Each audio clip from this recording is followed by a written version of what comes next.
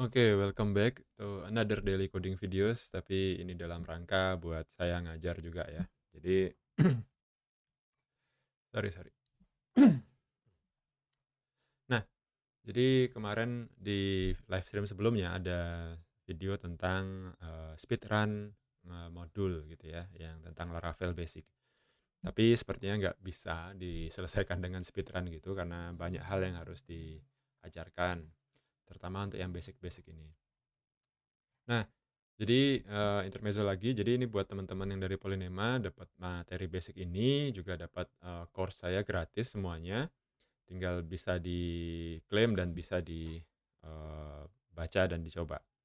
Nah, di pertemuan kali ini itu kita ada di pertemuan yang ketiga nih tentang view di Laravel. Apa aja sih view-nya di Laravel itu apa aja, bahan-bahan yang harus teman-teman pelajarin. Nah, kalau kita lihat di modulnya, maka Vue ini adalah template engine. Jadi Laravel itu menampilkan menampilkan sesuatu ke layar, ke website itu menggunakan template engine ini, namanya Blade. Nah, di dalam Blade itulah nanti kita bisa melakukan banyak hal. Nah, teman-teman bisa belajar dari Laravel Blade, nih, Laravel Blade templating. Nah, ini sekarang ini udah jadi versi yang 10 gitu ya.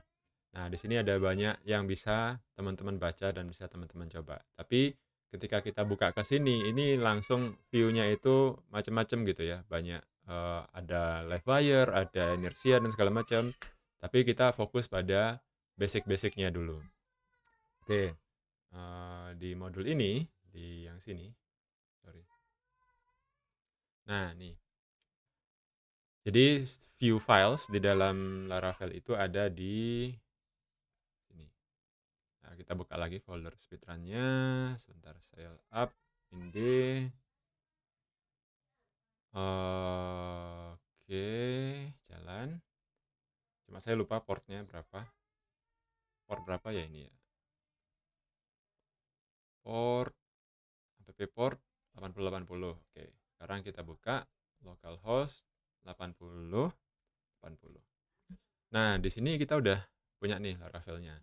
Nah, kalau kita lihat, teman-teman lihat ya, di dalam sini itu ada, jadi tampilan yang ini itu munculnya gimana? Historinya, berarti teman-teman buka web.php, di web.php ada file namanya root ya. Nah, ini kemarin root yang saya tambahkan untuk tugas, ini saya balikin lagi.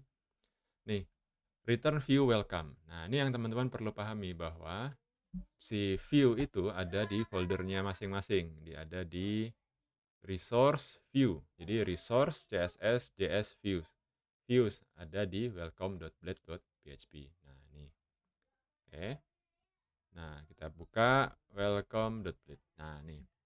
Nah, di welcome.blade inilah isinya yang menampilkan halaman tadi. Jadi kalau teman-teman buang ini, simpen, kita buka, kosong dia. Oke. Nah, kita kembalikan. Nah, nih. Dia kayak gini, kita reload, dia muncul lagi. Oke. Nah, ini menunjukkan bahwa untuk mengkoneksikan sebuah routes ke file itu bisa kita pakai return view welcome, tapi teman-teman lihat ini parameternya ya, welcome.blade.php. Jadi welcome blade php. Jadi semua yang mau dipakai di Laravel itu pakai blade.php gitu ya. Oke, nice. Nah, sekarang kita lanjut. Nah, itu namanya templating engine. Nah, di dalam templating engine itu kita bisa kirim-kirim parameter. Nah, contoh kalau kita hapus yang ini, kita hapus, kemudian kita HTML 5, terus kita kasih welcome, kemudian kita simpen dan kita reload lagi. Nah, ini jadi welcome biasa gitu ya. Berarti ini sudah terhubung antara routing slash ke routing welcome ke file welcome.blade. Nah, gimana kita ngirim-kirim parameter? Itu bisa dengan contoh nih ya. Kita bisa kasih parameter kayak gini. Tapi ada yang jauh lebih penting teman-teman ketahui timbang cuma tahu oh kayak gini cara ngirim parameter, tapi bagaimana kalau suatu saat lupa dan nggak tahu baca dokumentasinya? Nah, teman-teman bisa gini, ya. Ini, view ini, kalau misalkan VS Code-nya sudah di-setup kayak saya nge-setup VS Code, ini bisa di-control klik, kemudian kita bisa buka function-nya. Nah, ini adalah function helper punyanya Laravel. Nah, dia ini manggil view factory, kemudian bakal bikin nge-make view dengan parameter data. Nah, yang di tengah-tengah ini, teman-teman lihat, ini data, ya. Data dan merge data, misalkan gini ya. Tapi kita nggak tahu nih, merge data ini apa. Nah, ini teman-teman bisa lihat di atas, ya. Merge data apa, eh, view apa, data itu apa. Nah, di sini kita tahu bahwa oh parameter kedua itu adalah data dan bentuknya itu adalah array. Nah, ini yang lebih penting untuk kita pahami. Daripada cuma ngelihat ini loh. Kenapa kok ini array? Ya, karena itu tadi karena memang data yang diterima oleh variabel data, ya sorry, kita buka lagi, itu adalah array kayak gini ya. Nah, gimana caranya ngirim ke sana? Berarti kita kasih gini, array name nama sama dengan prima misalkan. Dan kita save. Nah, kita buka lagi. Nih, tuh, kosong. Ya, kenapa kok kosong? Karena di sini belum kita load. Cara nampilin variabel. Nah, sekarang di blade, di file.blade ini, kalau kita mau menampilkan variabel gimana caranya? Nah, nih, hello, dolar, dolar, kurung kurawal 2, name. Ini namanya interpolasi. Ya. Misalkan H1, hello, nama. Ya, karena saya pakai nama tadi. Nah, ini equal sama PHP yang echo, tapi dia beda. Nah, di Blade itu ada sintaks kayak gini. Jadi kurung kerawal 2 nama. Tapi yang ditampilkan apa? Yang dipanggil yang mana? Index array-nya. Jadi array itu ada key, ada value gitu kan. Nah, ini maka yang ditampilkan adalah key-nya. Nah, sekarang kalau kita reload, nih, hello, prima. Udah benar ya? Nah, itulah cara ngirim data. Nah, ini standar. Ini standar. Nah, kalau ada view di dalam directory gimana? Nah, juga bisa kalau ada view di dalam foldernya. Jadi kita itu sebenarnya kita sangat aman, sangat boleh untuk membuat folder di dalam view. Ini pasti sering terjadi. Misalkan kasih nama dashboard. Kemudian di dalam dashboard ini kita kasih nama uh, index.blade. Oh, jangan index. Ya wis index.blade.php gitu ya.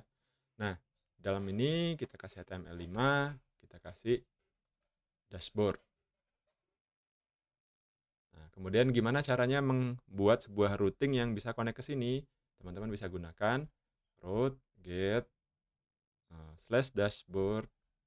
Kemudian kita kasih anonymous function. Kayak gini. Closure anonymous function itu istilahnya sama. Kemudian kita return juga view. Tapi view-nya itu bukan lagi welcome. Tapi lihat ya, lihat namanya caranya. Kita bisa kontrol spasi. Dashboard.index. Nah, sekarang kita buka URL-nya. Dashboard. Nah, ini udah kebuka dashboardnya ya. Di atas ini sudah sesuai dengan dashboard.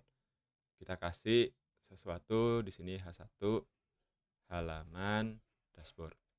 Nah, seperti ini. Nah. Oke. Jalan dan kita cek nih halaman dashboard. Oke. Jadi kita bisa bikin view di dalam folder. Cara mengaksesnya adalah menggunakan operator titik ini ya. Dashboard foldernya, index adalah nama filenya. Oke. Nah, gimana kalau menampilkan view dari controller? Boleh. Sekarang kita sudah punya kemarin controller. Oke, kita bikin route-nya dulu. Route resource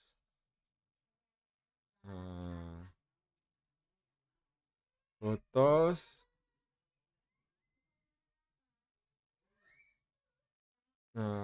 foto controller class kayaknya ya. Saya lupa. Kita cek sale artisan migrate. Oh sorry kok migrate. artisan root list untuk ngecek berhasil nggak sih routing yang kita buat. Oke, routing berhasil kita buat root resource kayak begini. Dan apa yang kita butuhkan, nah ini yang mungkin agak berubah ya. Dari kemarin saya juga udah bikin video tentang ini. Teman-teman bisa membuat, jadi di Laravel 10 itu dia pakai type ya, pakai type parameter gitu ya. Nah ini kalau gini kita bisa pakai return. Kalau teman-teman nggak tahu ini apa sih yang respons ini, kenapa kok merah, cek video saya yang kemarin gitu ya. Return, yang kita return adalah return response view dashboard.index misalkan, sama kayak gini ya. Nah, coba kita tes ke localhost/foto. Nah, ini dia. Sekarang kita buat, jangan dashboard.index deh.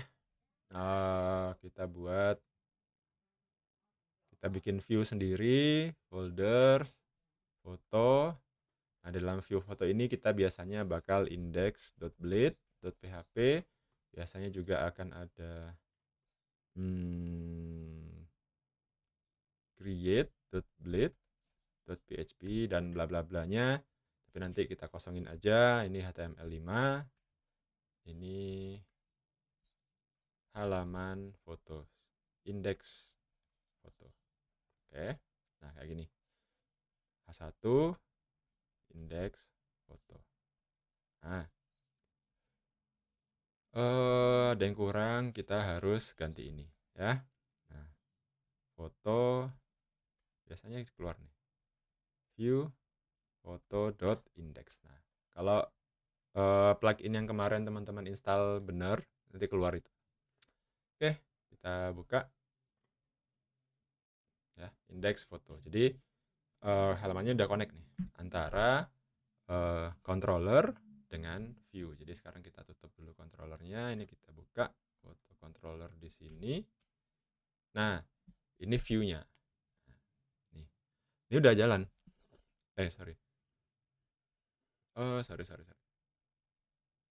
Index-nya itu di foto. Oke, nih. Nah, indeks foto inilah yang akan kita tampilkan nanti dari controller yang ini ya. Kita bisa menghubungkan itu. Ini yang agak berbeda ya sekarang dengan yang ada di modul ya. Kemudian apa lagi?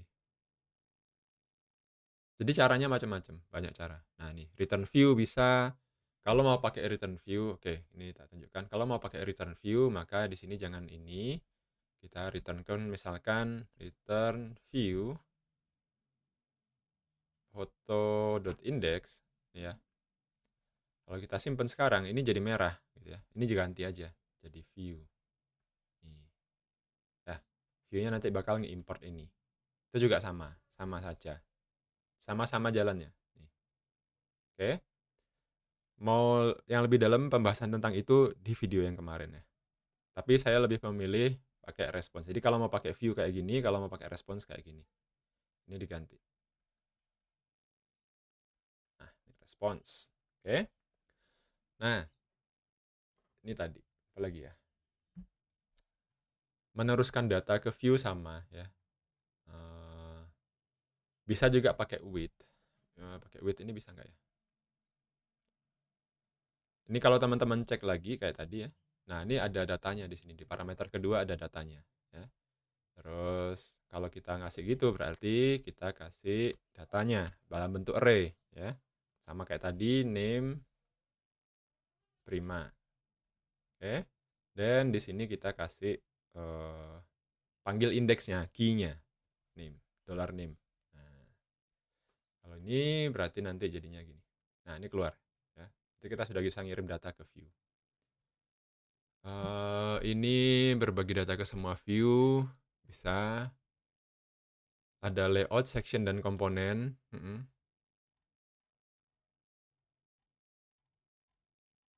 Oke, ini bisa. Jadi di Blade itu ada yang namanya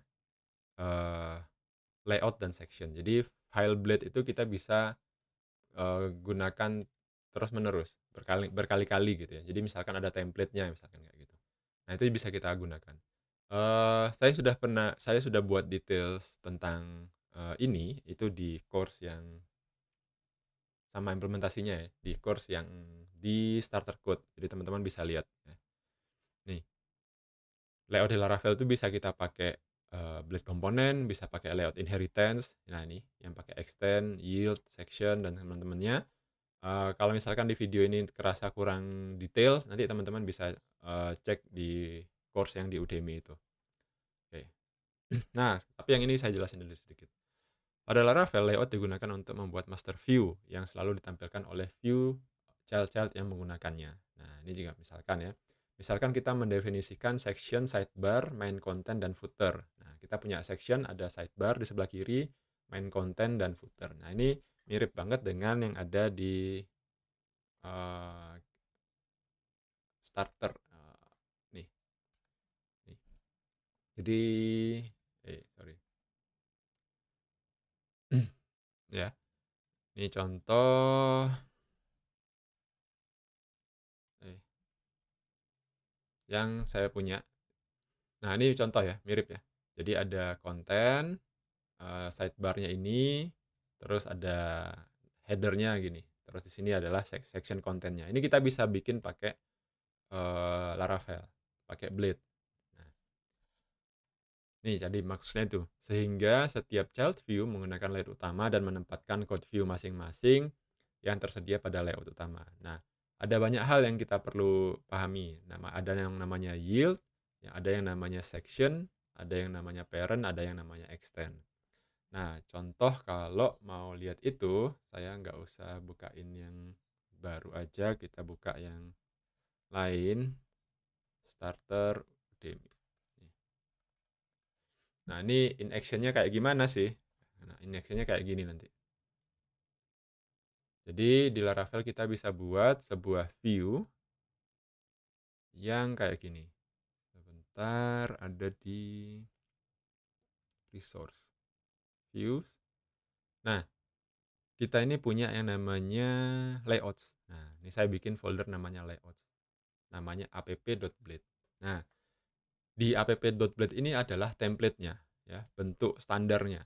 Nah, di sini tuh nanti ada head, ya. Di dalam head ini saya nge-yield title, kemudian saya punya stack, custom style, kemudian di sini head ini saya kecilin.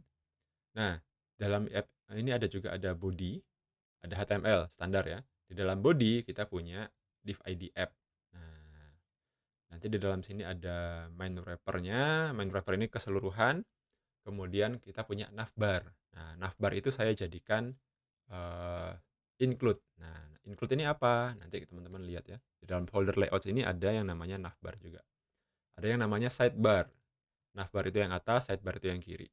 Kemudian ada yield daerah yang dari konten. Nanti konten ini itu dipakai untuk tempat menaruh datanya. Kemudian ada footer. Nah, di sini saya membagi. Jadi saya bagi ada navbar yang atas nih jadi satu potongan, sidebar jadi satu potongan, dan konten ini jadi satu potongan. Di bawah ini ada footer jadi satu potongan. Nah, itu bisa kita potong-potong dengan cara menggunakan template keyword yang namanya include. Nah, kita lihat isi navbar ya. Nah, navbar isinya kayak gini. Nih, di atas. Ya. Form, terus ini hi username. Nah, ini yang ada di sini. Hi super admin itu ada di sini. Nih. Nah, ada logout-nya juga, profilnya juga ini sama ya. Jadi ini ada di file navbar. Kemudian, sorry. Sorry. App.blade lagi. Nah, ada file lagi namanya sidebar. Nah, sidebar ini side menu ya, menu-menu yang ada di pinggir. Ya, ini isinya dashboard, general dashboard, e-commerce dashboard, users list gitu ya. Nah, ini itu ada di sini. Nih, dashboard ini. Itu yang nanti dipakai. Nah, kemudian saya juga punya yield content. Nah, tapi yang di sini pakai yield. Artinya apa? Nanti yang yield ini bisa kita isi dengan konten yang dynamic ya, yang berbeda-beda. Kemudian di bawah footer. Nah, sekarang kita lihat footer. Nah, ini footernya ya, standar. Tapi sekarang ini adalah template-nya. Nah, si template ini nanti bisa dipakai. Nah, gimana? Nah, ketika mau membuat dashboard, saya pakai home.blade, di mana dia itu mengextend layout.app. Kemudian ada section. Nah, tadi yang di layout di app blade kita punya yield. Nah, nih yield ya, yield title. Nah, di yield title ini diapakan? Ketika kita mengimplementasi template ini ya, ketika extend template ini maka kita bisa bikin yang namanya section. Kemudian title-nya apa? Kita isi dengan variabel baru. Makanya nanti di sini namanya jadi homepage. Oh, ini bukan ya. Bukan homepage. Bukan yang ini tadi. Kemudian kita punya lagi section. Nah, ini section ini. Punya lagi section lagi konten gitu ya. Sidebar juga punya section. Nah, ini kita punya add parent. Nah, apakah add parent? Nah, ini nanti bisa teman-teman lihat lebih detail di course saya yang starter code. Karena panjang untuk jelasinnya satu-satu. Nah, mungkin itu dulu materi speedrun kali ini. Teman-teman bisa jadikan ini sebagai bahan belajar sebelum masuk kuliah. Dan jadikan bahan untuk persiapan ketika nanti mau meroyek. Oke? Thank you. Jangan lupa like and subscribe-nya ya. Sampai jumpa di next daily coding video. Yang ini agak panjang.